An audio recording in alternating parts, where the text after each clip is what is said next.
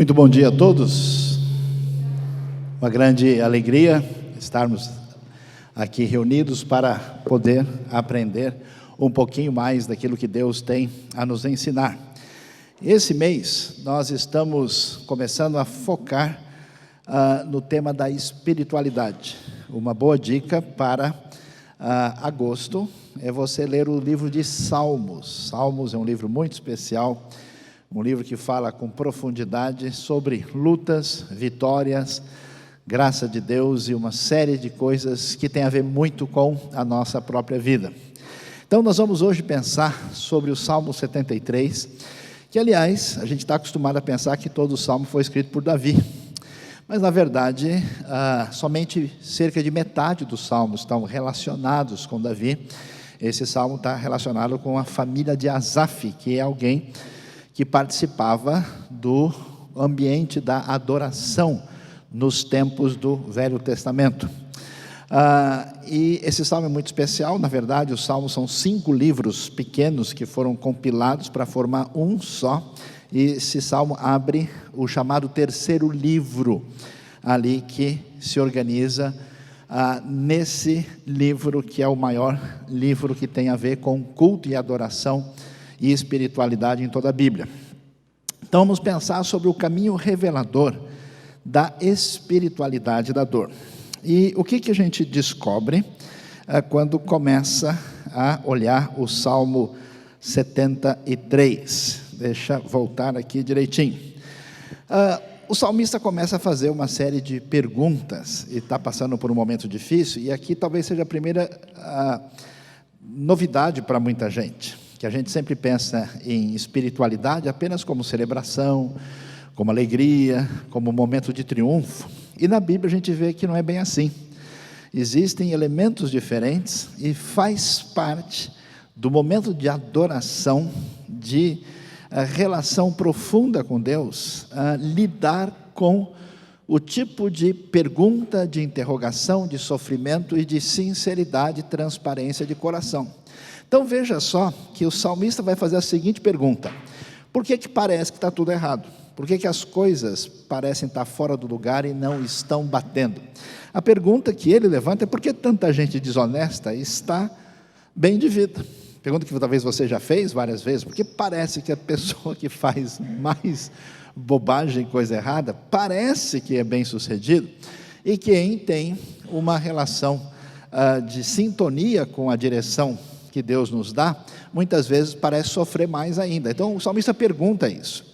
E aí, como é que é essa caminhada para essa explicação? Ele vai começar a falar para a gente que o triunfo da maldade faz doer de verdade. Eu não sei, eu já conversei com muita gente, diz: olha, na minha empresa, lá onde eu trabalho, aconteceu isso, e não é que o sujeito que fez toda coisa feia, não é que agora ele está de boa. Eu fico revoltado, eu não aguento, eu fico mordendo as unhas, eu fico indignado, eu não aguento uma situação dessa. E quem acompanha, todo o nosso cenário, às vezes, de notícias bem ou mal dadas em toda parte, muitas vezes tem essa sensação. Não é que o salmista vai descrever isso? O que é interessante para a gente é ver como isso está, essa que é a questão fundamental, isso está no ambiente da adoração feita a Deus. Isso é cantado no templo, isso faz parte do momento quando eles vão ter o seu contato aprofundado com Deus. Isso faz parte dessa realidade litúrgica e de espiritualidade. Olha o que ele diz, pessoal, eu vou começar pelo fim. Eu descobri, de fato, que é verdade, que Deus é bom para Israel, contexto aqui do Antigo Testamento, para os puros de coração. Deus é bom e Ele faz o que é justo. Mas olha, eu vou contar a minha experiência para vocês.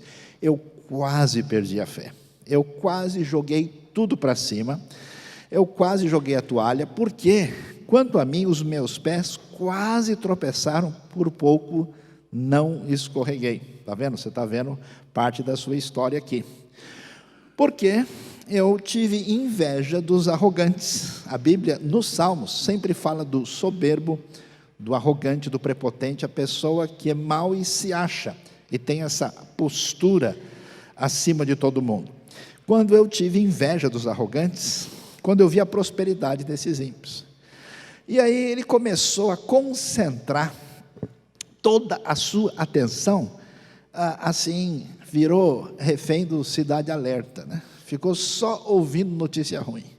Ficou só ouvindo, aí tem gente que tem esse negócio de, até gosta de entrar em sites assim, onde o bicho está pegando, ele quer ver a coisa causar mesmo. E ele então vai, e aí aparece o que a gente chama do fim da inocência e da ingenuidade. Tem muita gente que vive assim, né? Como se o mundo não fosse uma realidade, como a sociedade em muitos aspectos não fosse uma selva. E aí ele descobre isso, e entra em uma crise profunda. E nessa crise ele diz, olha, quer saber de uma coisa? Esse pessoal que é perverso, que vive desse jeito, eles não passam por sofrimento, entendeu? A vida deles parece que vai bem, e tem o corpo saudável e forte, nem o colesterol não aumenta, comem 5 brigadeiros por aniversário, no primeiro momento, claro, e está tudo certo, eles têm o corpo saudável e forte, estão livres dos fardos de todos, não são atingidos por doenças como os outros homens, até deixam os médicos desempregados. A vida desse pessoal aqui é terrível. E aí ele fica indignado, aborrecido, chateado, porque cai a ficha e os olhos dele vão aqui focalizar nessa percepção e diz, ó, e esse pessoal ainda, depois de tudo, ainda são para lá de metidos. Olha lá, por isso o orgulho lhes serve de colar e eles se vestem de violência. Eles fazem o mal à vontade, eles estão comprometidos com a violência, não se importam com nada. É o primeiro momento da trajetória de um caminho de sofrimento e dor que está relacionado com a espiritualidade do salmista, que foi preservado para que eu e você tenhamos condição de aprender coisas importantes para a nossa vida. Aí o que acontece? Bom, a gente espera que a coisa vá melhorando, mas que nada. Ele vai ficando mais indignado. Aí é o que a gente tem na nossa vida. Você começa a ficar aborrecido com uma injustiça, você fica chateado porque um projeto A, B não deu certo, você tem uma série de dificuldades que parecem ser maiores do que você pode lidar, o coração fica azedo, a gente fica predisposto a piorar a situação, e às vezes nem tem consciência disso, e aí o ressentimento alimentado, sofrimento dobrado. Aí o sujeito passa na rua e vê uma Ferrari de ouro assim, né, que foi trazida de Dubai, alguma coisa do tipo, né, e ele estava esperando uma bênção do Dubai, do Filho do Espírito Santo, não chegou para ele, só teve essa aí. O pessoal não acordou ainda, a coisa está difícil aqui, né? E ele está passando por um momento muito complicado. O que é que o salmista vai perceber? Ele vai mais longe e a situação é de um aprofundamento da sua dor. Os maus não têm limites, é doído, revoltante e viciante. Você já reparou isso? Tem gente que parece que depois de um momento difícil, a pessoa se especializa em gostar de coisa ruim, notícia ruim, e conta para todo mundo. Aliás, compartilha, né? Compartilhar coisa boa, não. Mas de repente, um sujeito de 2 cabeças surgiu não sei aonde, ele comeu 5 canibais, olha que notícia, vou passar para o grupo, né? O que ele diz? Do seu íntimo brota maldade, da sua mente transbordam maquinações. Ele vai percebendo que esses perversos que prosperam tanto, não é assim por acaso, é tudo planejado, é na ponta do lápis, é na planilha, da mente transbordam maquinações, a coisa é perfeitamente perversa, eles zombam e falam com más intenções, em sua arrogância ameaçam com opressão, e eles vão perdendo tanto limite, que eles já não têm qualquer respeito e temor, nem com relação a Deus, porque como eles são arrogantes, prepotentes, eles não têm nenhum receio de um poder acima deles. Com a boca arrogam a si os céus e com a língua se apossam da terra. Ou seja, perderam todos os limites. E ele vai remoendo isso. Eu conheço muita gente, por exemplo, que perdeu a coragem de dar passos na vida, que ele diz, pelo menos eu vou só me segurar porque o mundo do jeito que está não dá mais. A pessoa não quer construir, não quer fazer diferença. Alguns têm receio de construir família, algumas pessoas não querem ter filhos, outras pessoas querem simplesmente arrumar a toca do coelho e se esconder ali. É interessante que ele vai se revoltando de tal maneira que diz: esse pessoal não tem nenhum receio de meter a boca nos céus e de se achar dono da terra. E pode ser que quem faça isso tenha uma queda de popularidade. Pode ser que quem age dessa maneira seja criticado e receba um monte de dislike. Mas que nada. Ele olhou e viu. Por isso o seu povo se volta para eles e bebe suas palavras até saciar-se. Ao contrário do que se imagina, as pessoas agindo assim, pelo contrário, eles recebem ainda mais atenção, mais uma atitude favorável, e na sua arrogância plena, eles dizem: como saberá Deus? Terá conhecimento o Altíssimo? Eles nem se importam com Deus, duvidam de que Deus vá fazer qualquer coisa, e assim são os ímpios. Veja só que coisa interessante. Um dos problemas sérios da vida chama-se alienação, o mecanismo de defesa para a gente não sentir o problema de fuga da realidade. A Bíblia, e por isso que eu acho que muita gente não quer ler a Bíblia, ou se lê com filtro religioso para não entender o texto, porque a Bíblia é um choque de realidade. A Bíblia mostra a coisa do jeito que ela é.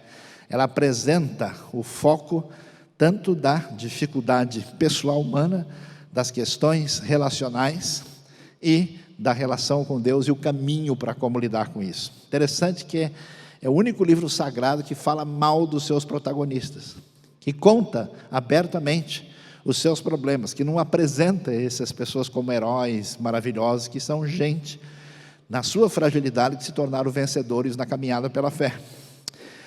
Assim são os ímpios, sempre despreocupados, aumentam suas riquezas. Então o salmista diz: não sei mais o que fazer. Ele tem um aprofundamento da sua dor. Ele está quase que viciado em falar dos ímpios, em descrever. Eu acho surpreendente como é que o pessoal está no templo recitando e cantando essas coisas. É porque isso tem uma função no nosso entendimento sobre a nossa vida e a nossa espiritualidade. Pois é, a palavra do salmista se resume na frase: é profundo o meu dilema, a crise agora é extrema. Ele chega no momento da crise maior, quando a sua cabeça está confusa, quando a ordem social é ameaçadora, quando ele não vê perspectivas pessoais, quando ele duvida de Deus, não sabe o que fazer. E como é que a coisa vai caminhar? Veja lá: crise total, não há como sair. E aí ele começa agora, interessante que ele muda um pouquinho o foco. Ele estava só falando desses perversos arrogantes. Agora, ele começa a voltar a atenção para si mesmo. Ele começa a falar. Ele chegou aqui no nível de conversa de terapia. Olha como é que eu estou. Aí ele diz: sabe de uma coisa? Perdi o meu tempo procurando ser uma pessoa correta. Bobagem esse negócio de pensar em Deus e na sua diretriz para a nossa vida. Certamente foi-me inútil manter puro o coração. E conheço gente que na vida corporativa ou na sua vida chega e diz: agora que eu caí na realidade, agora que eu percebi esse mundo, quer saber de uma coisa? Eu também não vou ser tonto, não. Afinal de contas, ninguém é santo, né? É o sujo falando do mal lavado. Como não tem jeito, a gente tem que pelo menos garantir a nossa situação. E muita gente abre mão da sua ética, da sua postura, pensando dessa maneira. Aí ele diz: olha, perdi tempo querendo ter o coração puro e lavar as mãos na inocência, quis ser uma pessoa alinhado com as diretrizes de Deus, mas isso não dá certo. Porque, quer saber, fiz isso o tempo todo e só tomei na cabeça. Já vi muita gente numa conversa pessoal dizer isso. Ele diz: porque o dia inteiro sou afligido, só dá tudo errado para mim. Todas as manhãs sou castigado. Na hora que eu fui sair de casa, 11 graus, o casaco estava lavando, né? Aí eu falei, puxa, logo hoje. Não, caiu graxa, um óleo ontem em cima dele, e não tenho o que fazer, tudo dá errado para mim. E aí ele entra na crise mais difícil. Quando ele começa a ver que não há como sair, que a gente sempre pensa isso, eu tenho tudo sob controle, eu sei como vou fazer, e de repente chega numa situação que você não tem saída, né? A pessoa vai receber o checkmate, ele não sabe como fazer na partida, ele não tem mais como reagir, então ele joga a toalha e diz, olha, e nem tem como falar sobre isso, coisa tão difícil. Se eu tivesse dito, falarei como eles, teria traído os teus filhos. Ou seja, se eu tivesse falado na sintonia da conversa desses ímpios, o pessoal que faz parte da minha relação, esse sujeito enlouqueceu, ele passou para o outro lado, eu não tenho nem como conversar sobre isso. É difícil, né? Você tem uma dor, uma situação complicada, que não é possível nem manter diálogo sobre ela. Mas talvez você possa falar sozinho, converse com você mesmo. Você levanta as ideias, reflete, pensa, né? Nem sempre quem fala sozinho é doido. Amém, irmãos? Quem foi abençoado, levante a mão aí, né? Então, ele diz, olha, quando eu tentei entender tudo isso, achei muito difícil para mim. Ou seja, não tenho como lidar, nem com a explicação. Já tentei de tudo para entender aqui, ali, perdi, acabou a força, acabou a energia, não há o que fazer.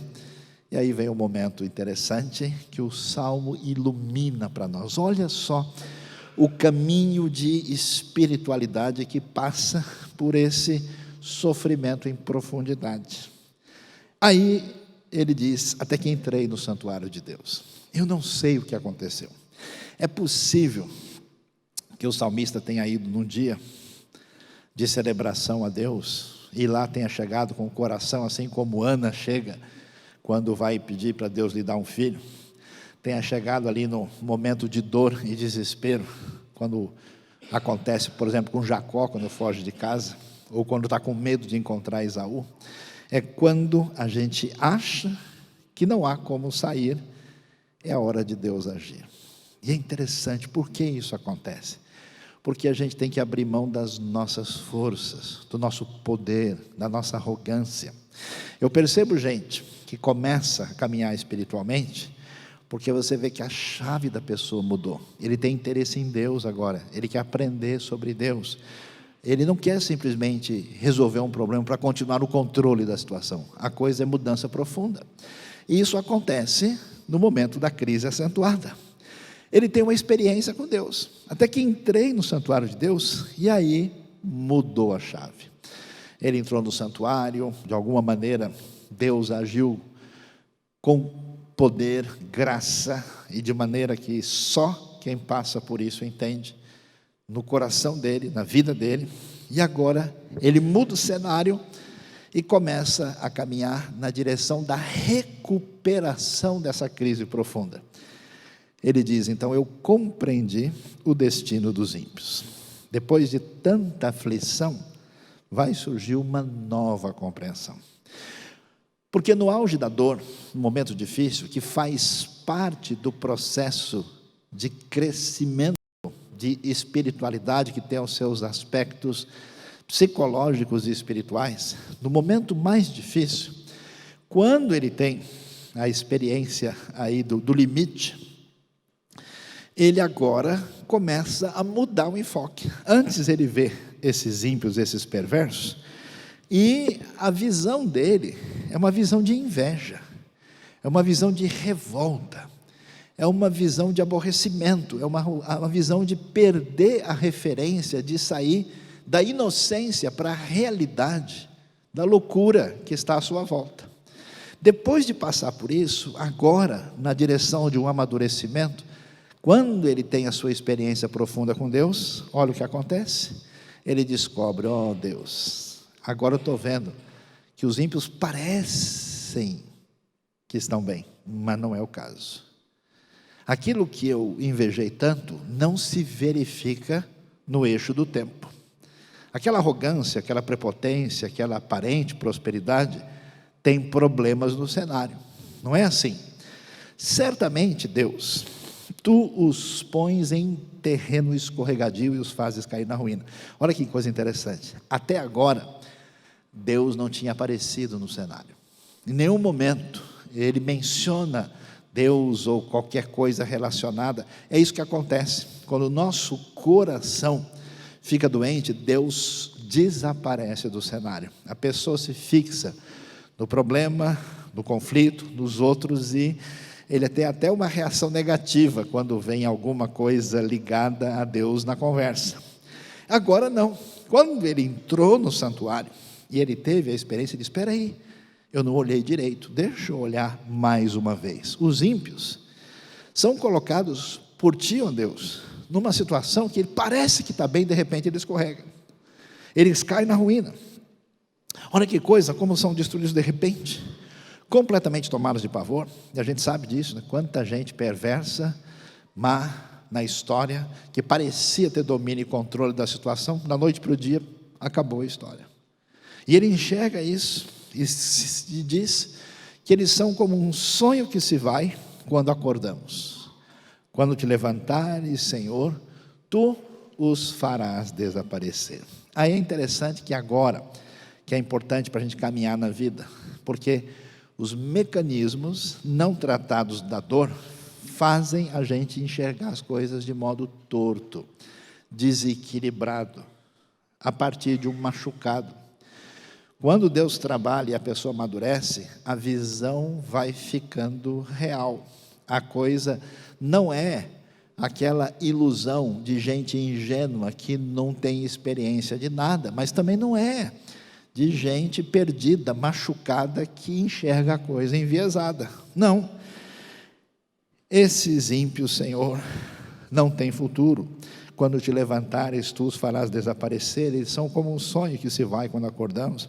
A visão real, os maus, no final, Deus tem controle total. Ele começa a ter a perspectiva de Deus no horizonte do seu coração.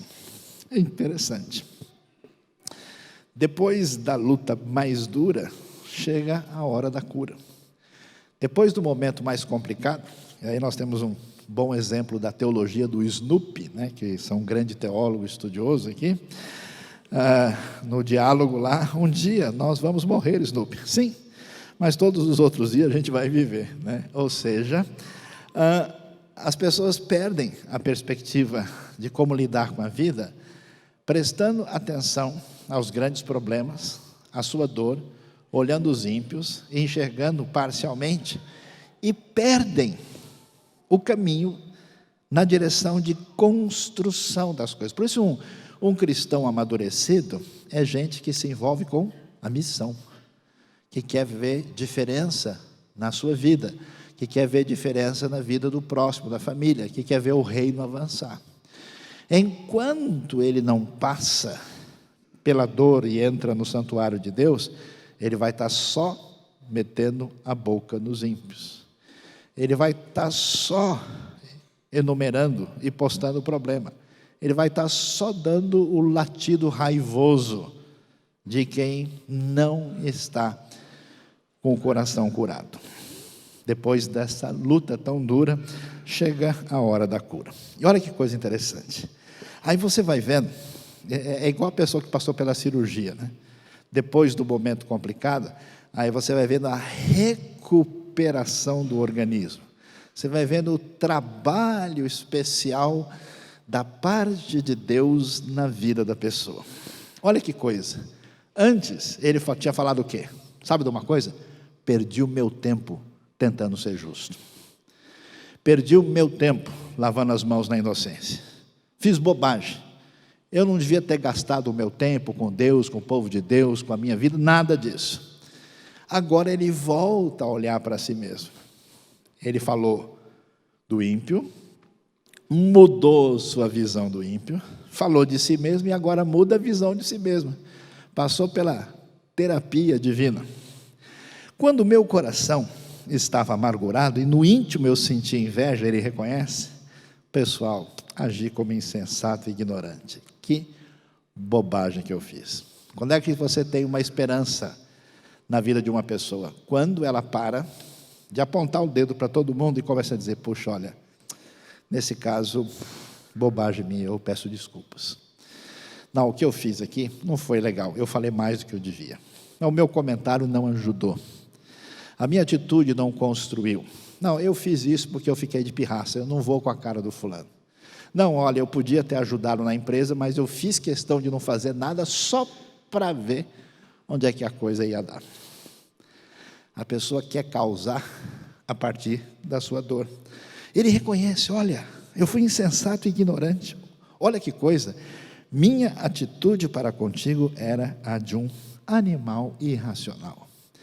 É muito difícil as pessoas conseguirem enxergar os seus problemas, suas falhas, seus defeitos e os seus erros. Porque ou a gente escapa pela alienação, ou a gente enxerga e fica revoltado e piora o cenário. Como é que dá para calibrar o coração e você enxergar o problema da maneira correta? Com a experiência da crise e a cura de quem entra no santuário de Deus. É tão interessante. Quem vê seus erros de modo adequado, mostra que a dor do Senhor deixou-o curado. A crise, a dúvida que você tem, a luta, a coisa que parece não ter solução, pode ser o caminho de Deus para construir na sua vida uma espiritualidade que tem substância e que dura de fato com consistência. E aí, ele agora começa a ver a coisa diferente. Contudo, sempre estou contigo, tomas a minha mão direita e me sustens. Ou seja, apesar de perceber que ele deu a maior pisada de bola, que ele errou, ele não fica indignado, ele não fica revoltado, ele não quer pular do prédio, ele não quer acusar ninguém. Ele enxerga que a mão de graça, de proteção e de cuidado de Deus permanece com ele, e a sua única solução. Então ele se volta para Deus, e o Salmo vai terminar com essa realidade, que no fundo é aquilo que a gente precisa descobrir. Essa é a realidade do caminho da espiritualidade. A espiritualidade da dor revela quem é o Senhor, porque você não sabe o Pai que você tem. Você não conhece o Deus bondoso que está por trás da sua vida. O Deus que, talvez você não entende, fez você sofrer. Não traçou caminhos que você pudesse achar os mais agradáveis. E aí a gente tem que entender de que o nosso coração, de fato, tem necessidade. Não é da riqueza dos ímpios, porque esse é o problema. Quando a gente não tem a Deus, a gente fica procurando alguma coisa no lugar de Deus que vá ser o centro de sustentação do nosso coração, mas é bobagem. Nem o conhecimento e a cultura, nem a posição social, nem a prosperidade financeira, nem as alegrias imediatas podem acalmar a fome de Deus que existe no coração humano. Por isso o Salmo vai nessa direção, e é muito interessante, porque agora ele vai descobrir por que o sofrimento, que a gente não sabe. É para corrigir o meu pensamento, porque a gente tem valores fora do lugar, a gente tem prioridades que não são as corretas. E agora, esse homem que estava tão dolorido, só enxergando os ímpios e a prosperidade, e abrindo o coração só para trazer reclamação e dor, olha que coisa, olha o que ele diz, nem parece a mesma pessoa. Me lembro da história do famoso Agostinho, né? Que alguém chamando ele para a sua vida regressa, anterior, pregressa, e falou: Agostinho, Agostinho, a pessoa gritava: sou eu. Ele falou: você, mas eu não sou mais eu, por causa da sua experiência com Deus. Tu me diriges com teu conselho, e depois me receberá com honras. Olha que coisa, ó, preste atenção, confira comigo no replay aqui, dá uma olhada no texto. A quem tenho nos céus, senão a ti? Esse é o desejo, o valor maior agora. E na terra, nada mais desejo além de estar junto a ti. Quais são os teus desejos maiores? Do que você realmente tem fome e sede? Você acha? Você sabe que desejo humano é igual algodão doce, né? Você comeu, acabou. Desaparece. Não sustenta de verdade. Então, ele diz, olha, na terra nada mais desejo além de estar junto a ti. Você deseja alguma coisa semelhante ao salmista? Ou você acha que a sua vida vai ser completa quando esse desejo for alcançado? E ele entende por quê. Porque tudo que a gente quiser na vida, daqui a pouco não vai poder mais ser a realidade, porque nem a gente tem condição de usufruir. O meu corpo e o meu coração poderão fraquejar, mas Deus é a força do meu coração e a minha herança para sempre. Você tem isso como o sustento do seu coração, ou você procura Deus porque você tem um problema para resolver? Ou porque você está bravo com os ímpios? Ou porque as coisas não deram certo? Vamos ver, quem sabe o sujeito mais forte lá de cima desce e dá uma força aí. Deus é a força do meu coração e a minha herança para sempre. Deus é verdade. Como eu fui tonto, pensando diferente. Os que te abandonam, sem dúvida, vão perecer. Tu destróis todos os infiéis, porque eles rompem com o Senhor, que é a fonte de vida. Mas, para mim, bom é estar perto de Deus. Eu queria que você hoje, antes de ir embora, pudesse fazer essa oração com o coração aberto. O que é bom para você? Será que é isso mesmo? Bom é estar perto de Deus? Fiz do soberano Senhor, e não da aparência dos ímpios, e não daquilo que eu acho que é segurança, o meu refúgio. E aí ele termina fazendo uma coisa muito interessante. Ele diz, proclamarei todos os teus feitos. Quando há cura no coração, nasce a proclamação. Por isso que depois da tribulação e da cura do coração, surge o desejo de missão. É muito interessante, porque esse salmista, que não estava nem aí para nada, que estava revoltado com a vida, agora a conversa dele muda. Como é que ele termina? Ele termina confirmando que é bom estar perto de Deus, e a última frase é a frase forte: proclamarei todos os teus feitos. O que é evangelizar? O que é fazer missão? É simplesmente falar do fundo do coração do que Deus fez e de quem Ele é.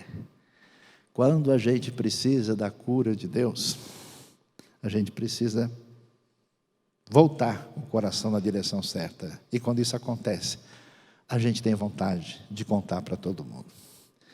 Tem alguns crentes que são malucos, e nem sempre o que eles fazem é feito com sabedoria, mas a gente entende. De vez em quando eu vejo um doido na rua aí falando, gritando, dizendo um monte de coisa sobre Deus, a gente olha e fala, esse negócio não vai dar certo. Mas às vezes eu admiro que uma pessoa dessa está tão encantada com a força do Evangelho, que ele nem enxerga mais nada de felicidade da tentativa de dizer, olha como Deus é extraordinário, Ele mudou a minha vida, Ele curou a minha dor, Ele perdoou o meu pecado, Ele redirecionou o meu coração. Eu quero falar para todo mundo, espiritualidade é desejar a Deus e contar a todos o que Ele fez. E aí quando a gente passa por isso, mesmo que tenha sido tão difícil, a gente diz, olha, valeu toda a dor, porque agora eu cheguei onde Deus queria que eu chegasse na minha vida. Deus abençoe você, Deus abençoe o ensino do Salmo 73 no seu coração, e que você seja edificado, curado e direcionado pelo Senhor nesta manhã. Se você gostou dessa mensagem, você foi abençoado por essa mensagem, então vai lá, dá um joinha, inscreva-se no nosso canal e aperte lá o sininho para receber todas as notificações.